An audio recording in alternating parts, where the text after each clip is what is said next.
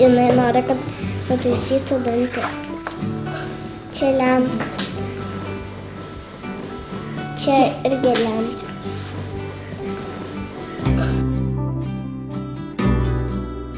Kai tėvai nukreipė pas odontologą, tai atsimenu, daėjau iki Kauno klinikų konsultacinės poliklinikos už kampą ir nusprendžiau, kad kontakto geriau nereikia, nes tai buvo baisios tos šniūrinės mašinos ir aš galvoju, kad geriau be to apsieisiu. Poliklinikoje, kai mane mama iš po kėdės traukė, gydytoja buvo raudona, visa šlapia suprakaitavus, o aš kriokiau po kėdę palindus, tai čia pirmas susipažinimas su stomatologiniu kabinetu. Aš nežinojau, kas tai yra kiauras dantis iki 3 kurso. 3 kurse buvo darbai, apžiūrėjo ir nusprendė, kad galbūt galima vieną sutaisyti. Aš nesu tikras, kad ten jį tikrai reikėjo taisyti, bet tiesiog, kad kolegom būtų ką veikti. Nusprendė, kad vieną reikėtų sutaisyti ir aš manau, kad jie mane užkvietė to kariesu, nes nuo tada ir prasidėjo.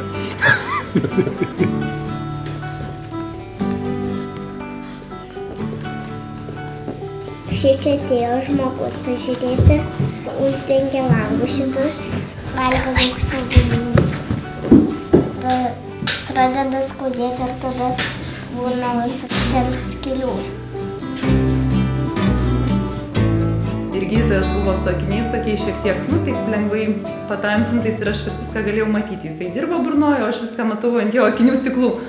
Ir aš iš tos baimės ir iš tos tokios laimės, kad man neskauda, aš galvoju, kad ir mačiau, kaip ten viską daro. Ir kažkaip taip tada ir apsisprendžiau. Kai mama vištas pirkdavo, visą laiką jos būdavo su galvom, kojom ir panašiai. Tai aš labai mėgdavau atliktą darbą. Ten nusipjaudavau, darinėdavau ir ten kažko ieškodavau. Paprasčiausiai man visą laiką buvo labai domino. Kas viduje yra, ar tai būtų višta, ar tai būtų žuvis ir panašiai. Susirasdavau tėvuko lituoklį, mamos žiedus ir nugnybdavau akutes nuo žiedų ir bandydavau savo kompoziciją primetuoti. Labai nemažai darbų esu. Kūrybinių, autorinių tokių, kai mama pamatydavo, tai žinodavau, aš ką gaunu. Stomatologija, tai čia vis tik turbūt gal ir mano tėvo idėja kažkiek tai. Nes tėvas sakydavo, eik mokytis daktarą. Ne, sakydavo, sunku daktarų, sakydavo, gerai, tai sako, tada į profkę leisim. O profkė tai jau man peilis.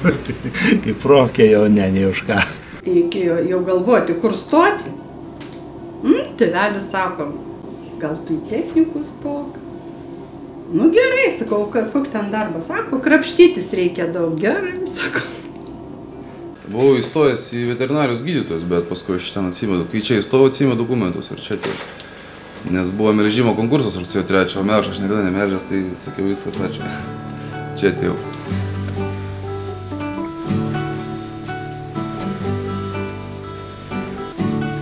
Čia kirmelė, čia dantis vejasi bakterijas.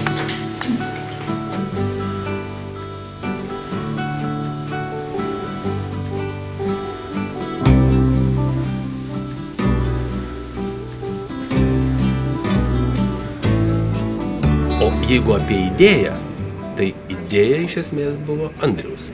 Idėja denta, kaip aš vadinu.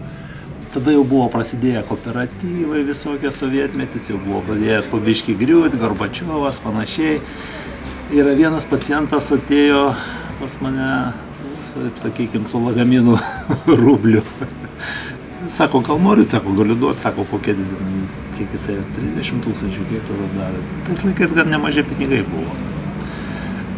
O mes kaip tik galvojom, čia buvom kaip tik grįžę iš parodos Maskvoje ir mums reikėjo medžiagų naujų pirkti. Mes norėjom naujovių, norėjom to, sakom, važiuojam tenai, nusipirksim už tos pinigus tų dalykų ir paskui žmogui grąžinsim po truputį dirbdami.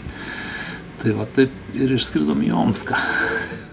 Normaliai mus priėmė, viskas ten buvo tvarkoj, bet atsimeni, kai mes atėjome aerouostą su tais nešuliais, su tašėm, ir mums sako, jūs negalit skristi tiesiog, nes tiesiog negalit. Kaip negalim, tai mes sakom, čia nereikšmingi tokie dalykai, čia praleiskit vyrai. Kaip nereikšmingi.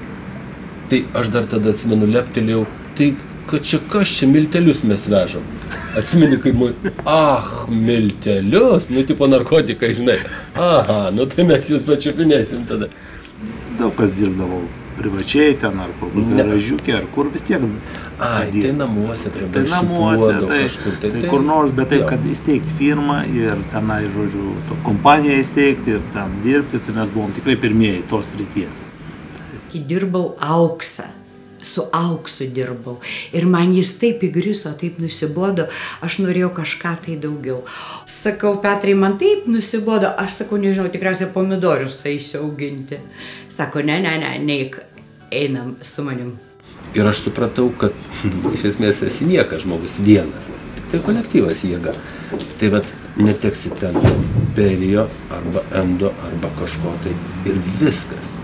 Ir jau blogai. Tai tik tai kolektyvas gali kažką tai padaryti. Man atrodo, tiesiog buvo visada parenkami tie žmonės, iš kurių buvo tikimasi, kad jie pirmyn sakys. Iš esmės, kai ne lūzeris ateina, tai rezultatas gaunasi. Buvo 3 akcininkai, aš pirma kaip samdomas darbininkas atėjau. O paskui tai jau po truputėlį ir 5, ir 6, jau paskui jau prasidėjo masiniai ir studentų mokymai ir viskas. Iš pradžių turi pradėti studentai nuo kavos darymą, tai jeigu gerai kavą padaro, daug gali jau taip toliau. Nu, aš ir pats nuo to pradėjau. Čia kolegos sakė, kad iš manęs dantechnikas nebus čia kažkada pačiam pirmam kursui, bet pasirodo gavosi. Išmokino mane čia ir atsakomybės, ir požiūrio visai kitokio, visai kitų kampų dabar žiūriu viską ir svarbiausia atsakomybė. O ką įsivažiuoti atsakomybę, nes anksčiau tai vienodai būdavo viskas. Man patiko dentai, kad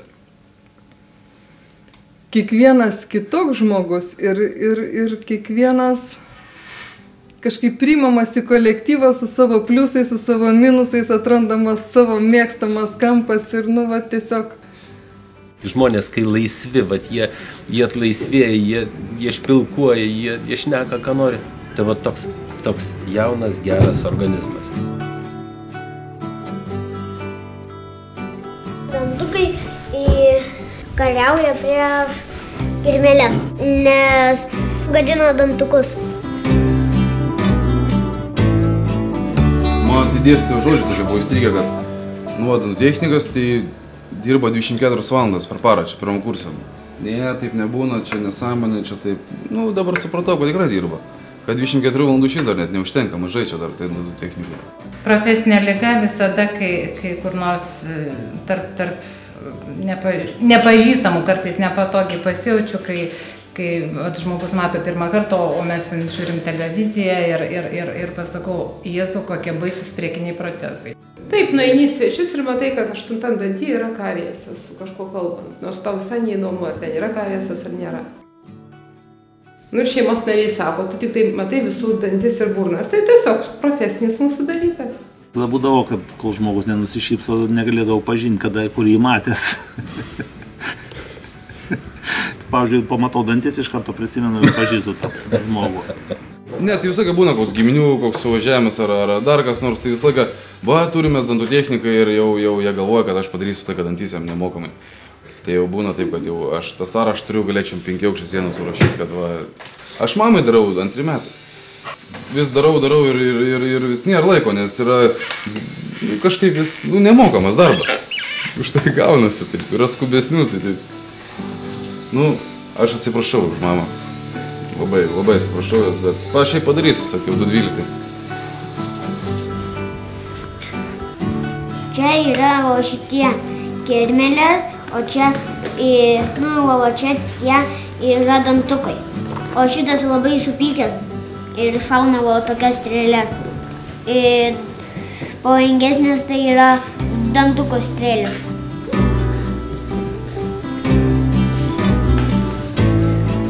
Kai padirbau keletą metų, tada supratau, kad gydytojas jisai turi būti psichologas, kokių 40%, tai tikrai.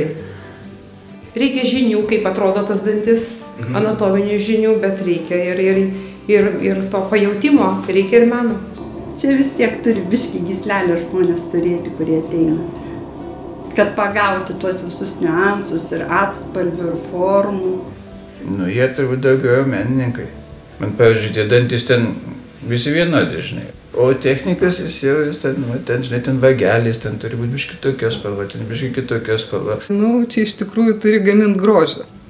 Nes dantukai tai, nėra sagė, tu jos neišseksi ir pavyzdžiui, jubiliejui neįsiseksi kokios prabangios. Tu su dantukais ateini, tu esi visur nešiojas, šau turi būti gražu. Čia yra pieninės skirtingas. Jie būna bonytai.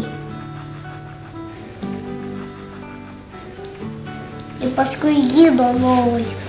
Nu, pažiūri dantis, kaštanylą, ir paskui išgasi vieną šukastų dantuką ir paskui padėda ant stalo ir paskui sumoko nuvežė į namus.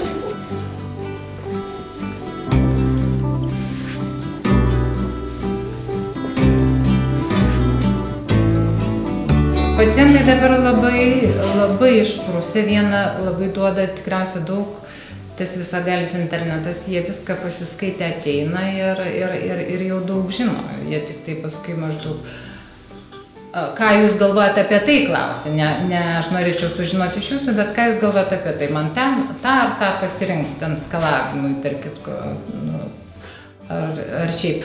Bet šiaip yra pacientų tokių, kur per tuos 20 metų mes juos ir užsiauginom, kur atėjo su pieniniais dantėm. Tėvai atvedė, o dabar jau jie yra netoli 30 metų ir jau jie savo vaikus atveda. Pagal pacientus gali prisiminti, kiek to laiko praėjo, nes šiaip atrodo laikas eina, o pamatai žmogų, kuris buvo tokio amžiaus, o dabar jau suaugęs žmogus.